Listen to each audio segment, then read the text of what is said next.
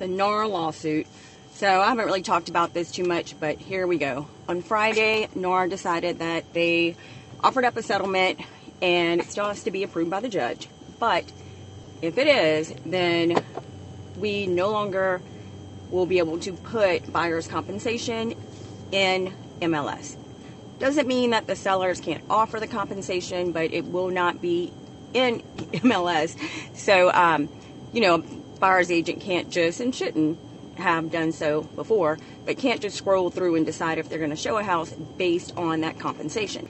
How is it going to change things? Will buyer's agents still get paid? I think they will for the most part. It's going to be conversations we have with the sellers, and we'll have to communicate with the listing agent more to see what that compensation is. But it also means that we have to sign buyer's agreements with buyers before we start working with them. And that's going to be a little bit different. And I think that's where this gets tricky, because how can a buyer guarantee that they're going to pay me if the agent or if the seller doesn't offer compensation when we have no idea? We have no clue if the seller's offering anything, and then they're agreeing to compensate me out of their own pocket if we find a house that the buyer or the seller is not paying the commission.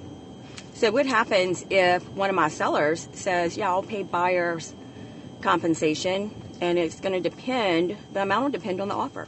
So let's say a house is listed at $500,000 and an agent writes an offer for $475,000.